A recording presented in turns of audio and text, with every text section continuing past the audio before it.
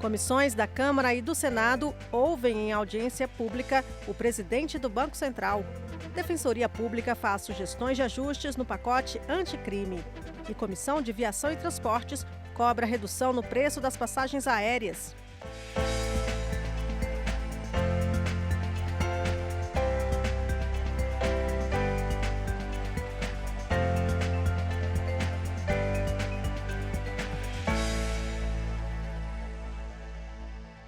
O presidente do Banco Central veio ao Congresso e falou nesta quinta a um conjunto de comissões da Câmara e do Senado. Na pauta, o cumprimento de metas econômicas. O presidente do Banco Central, Roberto Campos Neto, acredita que a tendência do Brasil é retomar o crescimento econômico, apesar dos números que vêm apontando uma baixa expansão do PIB e do ambiente internacional de incertezas. Falando aos deputados e senadores da Comissão Mista de Orçamento e de outras 6 comissões da Câmara e do Senado, ele disse que os investidores estão esperando reformas que equilibrem as contas do governo e melhorem a competitividade do país. O mercado está nesse processo de esperar as reformas, não só o fiscal, como todas as reformas de produtividade, reforma tributária, todas as reformas que gerem um ambiente de negócio melhor.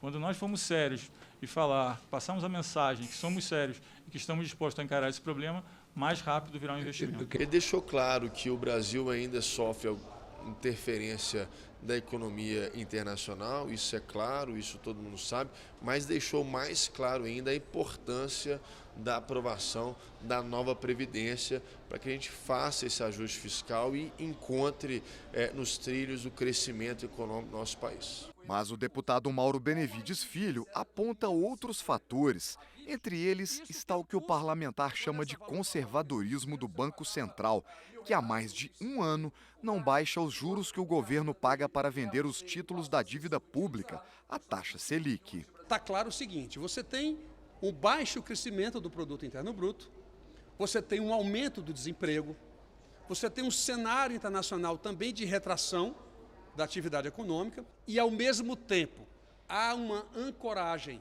das expectativas dos agentes econômicos de que a inflação, e realmente ela está convergindo para 4,14%, para uma meta de 4,25%, não há nenhuma razão técnica para o Banco Central preservar a taxa de juros em 6,5%.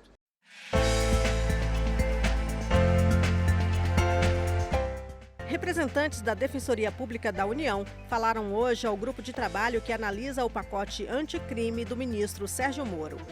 O grupo de trabalho debateu temas como cooperação internacional, meios de provas e infiltração de agentes.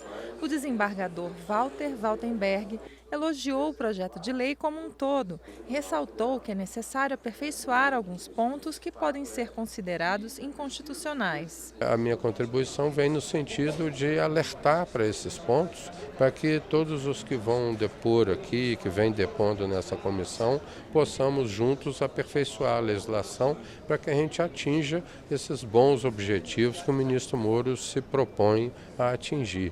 O projeto, na sua íntegra, ele é coeso, ele é inteligente, ele é sério e tem tudo para ser aprovado com essas alterações que a gente vai examinando aqui ponto por ponto. Alguns dos melhores nomes da Defensoria Pública da União na área do direito penal produziram uma nota técnica que sugere ajustes ao PL anticrime. Os especialistas querem que o projeto garanta a ampla defesa dos acusados, com um processo justo e uma pena proporcional.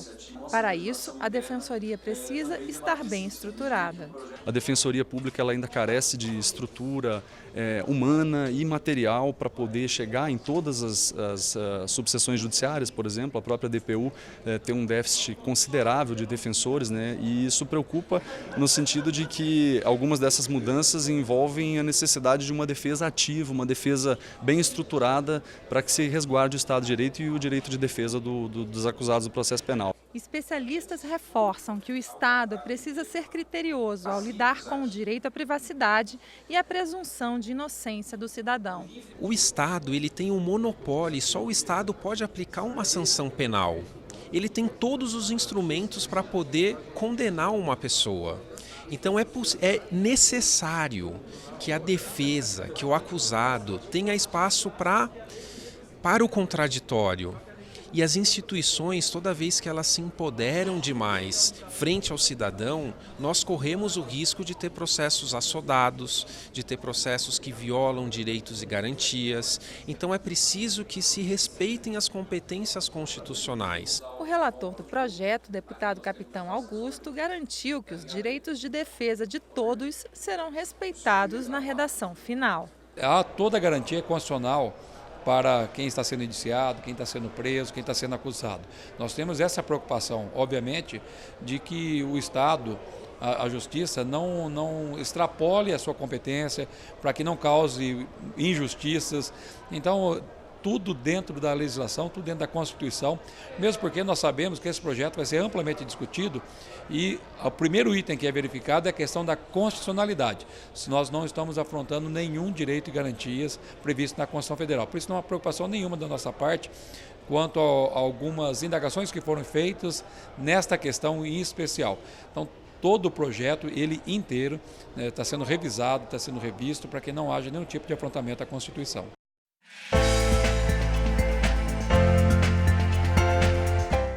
Invalidez, deficiência e outras situações especiais foram o tema desta quinta-feira na comissão especial que estuda mudanças nas aposentadorias. Um dos grandes desafios da reforma da Previdência é dividir os custos e os benefícios do novo modelo. Por exemplo, um mineiro ou um trabalhador da indústria química. São categorias expostas a agentes nocivos. A proposta do governo é criar uma idade mínima para que eles possam se aposentar. Em média, os benefícios nos anos 2000 duravam 14 anos após a concessão da aposentadoria especial e hoje eles estão durando 22 anos. O que indica que talvez aquela lógica do legislador dos anos 60 de retirar as pessoas de forma precoce, porque elas efetivamente adoeciam e morriam de forma mais jovem, ela foi bastante modificada nos últimos 60 anos. Para o Sindicato dos Auditores do Trabalho, essa conta está errada. Agente nocivo não liga para a idade. Esse caráter permanente nada tem a ver com a idade da pessoa. E aqui já trago um alerta em relação à assinalação de idade mínima associada à aposentadoria do trabalhador sujeito a condições nocivas, a exposições nocivas à sua saúde. A discussão sobe um grau de complexidade, porque também envolve eles aí.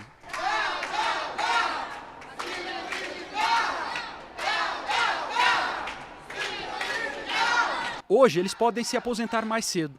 A reforma fecha essa porta e, junto com ela, um caminho encontrado por muitos brasileiros: a justiça.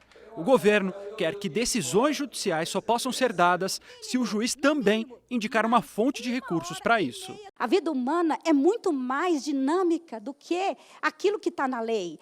A lei demora para ser construída, inclusive no pensamento da sociedade que vai para o legislador. Né? No caso, não dá para prever tudo, a gente sabe disso. Né? E esse impedimento é muito sério, Muitas pessoas têm filhos com deficiência, com doenças raras, que precisam de apoio. E isso é gravíssimo. Pelo menos um ponto encontrou eco entre os deputados: família com pessoa com deficiência é diferente. Eu acho que nós devemos, pelo que eu percebi e também sinto, diferenciar a regra de uma pensão, por exemplo, para uma mãe ou um pai que possam ter em sua família um filho deficiente, daqueles que em sua família não tem um filho deficiente. Acho que não deve ter a mesma regra de benefício.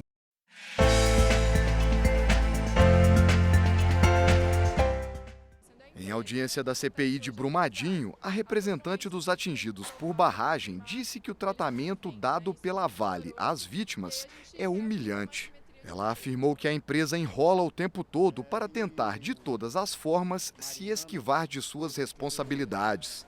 A representante lembrou que os atingidos pela barragem de Mariana até hoje não receberam suas casas. É uma vergonha, a gente tem mais de 3 anos aí, a gente não tem uma casa sequer construída para as 3 comunidades que foram inteiramente destruídas pela lama, né? Então a gente tem, a Renova é realmente uma falácia no processo criado pelas empresas.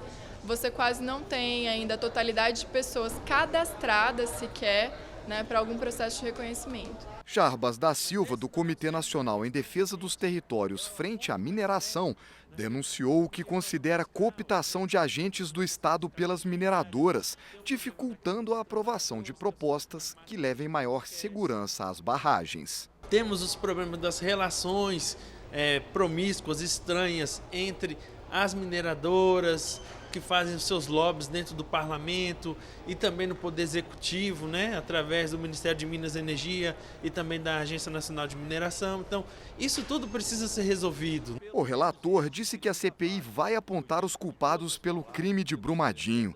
Rogério Correia garante que a Vale sabia dos riscos e não informou as autoridades competentes. Os riscos eram muito grandes, eles fizeram painéis, já tinham intervenções feitas para tentar minimizar o problema acontecido e tudo isso que não foi remetido para a Agência Nacional de Mineração foi remetido para a diretoria da Vale.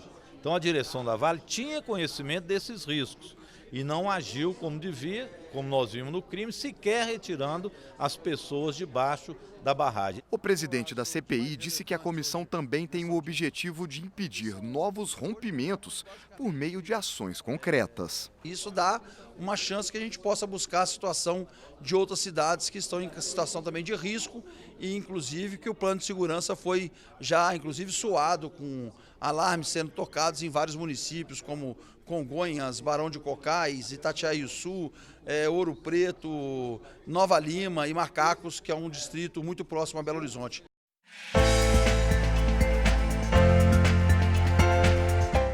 Deputados da Comissão de Viação e Transportes cobraram redução no preço das passagens aéreas. Acompanhe o debate. Você já deve ter ouvido alguém falar que sai mais barato comprar uma passagem aérea para o exterior do que para algumas cidades do Brasil. Deputados que participaram da audiência pública relataram casos concretos. Quando eu olho de Araguaína, outra cidade metropolitana no Tocantins, para Brasília, aí já pula para R$ 2.200. Quando eu faço a mesma pesquisa no mesmo momento, nas mesmas datas, para voos internacionais, Brasília, Miami, 7 horas e 42 minutos de voo, R$ 1.200.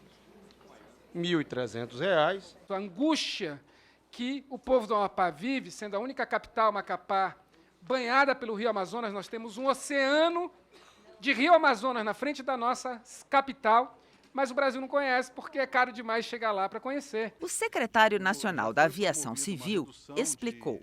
Carlos Eduardo Rezende afirmou que o valor das passagens aéreas deve ser analisado num contexto mais amplo. Precisamos ampliar a concorrência no setor, né? E essa ampliação da concorrência no setor vai se dar por meio do maior número de empresas aéreas atuando no Brasil. Foi regulamentado a questão da franquia de bagagem, que esse é um elemento importante, né, para que a gente crie um modelo, um ambiente propício para a entrada dessas empresas low cost. Há 2 anos, quando foi publicada a Resolução 400 da Agência Nacional de Aviação Civil, além de estabelecer condições gerais para o transporte regular, doméstico e internacional de passageiros no Brasil, também traria melhorias não só para as empresas aéreas, como também para os consumidores. Foi essa resolução, a 400, que permitiu a cobrança de bagagens despachadas. As melhorias prometidas não vieram, ressaltaram os deputados. Se eu tinha uma condição de despachar uma bagagem sem pagar mais, e agora se eu só viajo e se eu despachar eu tenho que pagar, eu estou pagando mais. Então as passagens não reduziram e o cliente está pagando mais. Foi cortado o lanche primeiro para diminuir a passagem aérea. A franquia de bagagem, para quê, deputada Cristina? Para diminuir o custo da passagem aérea. Agora, a marcação de assento, a fiscalização de bagagem de mão, sem falar dos valores absurdos de quando a gente tem que remarcar uma passagem. Agora está em tramitação no Congresso a MP 863, que modifica o Código Brasileiro de Aeronáutica e estabelece a abertura do setor aéreo para o capital estrangeiro. Pelo texto, as empresas aéreas brasileiras poderiam ter na sua composição até 100% de dinheiro de fora do país. Atualmente, esse limite é de 20%. Pela lógica da oferta e da procura, com mais companhias aéreas no mercado, maior seria a concorrência entre elas. Quando o mercado for aberto para o capital estrangeiro, como que as empresas brasileiras vão conseguir competir? Quando acabar o monopólio, as empresas vão falir? Uma empresa entra, derruba o preço, eu preciso derrubar o meu preço também para poder competir, vai aumentar o meu prejuízo, porque o histórico dos últimos anos é de 13 bilhões de prejuízo. Ou eu tenho caixa para suportar isso, ou eu consigo um novo capital, ou quebra. É a lei de mercado. Hoje o mercado nacional conta com 4 grandes empresas, Azul, Gol, Latam e Avianca. A Avianca está em processo de recuperação judicial e já reduziu sua malha aérea em 40%. A Avianca está saindo. O que vai acontecer? Azul, Gol, Latam, uma das 3 vai se comprar. A história se repete, infelizmente. Então é com tristeza que eu falo isso, mas eu acho que a gente tem a chance de mudar. O passado não dá para mudar, o futuro eu acho que a gente consegue.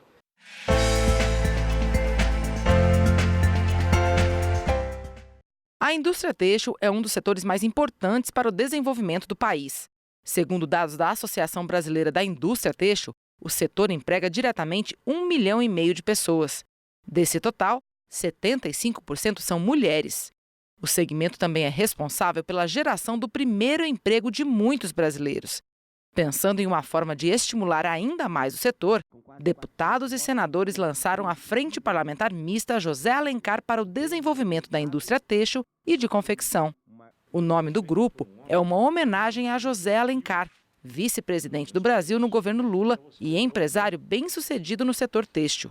A frente será presidida pelo deputado Marcos Pereira, primeiro vice-presidente da Câmara dos Deputados. No momento que o Brasil está vivendo um índice de desemprego altíssimo, fortalecer a indústria têxtil, fortalecer os temas legislativos desse segmento, pode ajudar a gerar emprego. Nós pretendemos trabalhar na desburocratização, é um tema importantíssimo, porque desburocratizar significa facilitar o ambiente de negócios, e isso precisa ser feito a 4 mãos, o Poder Legislativo e o Poder Executivo.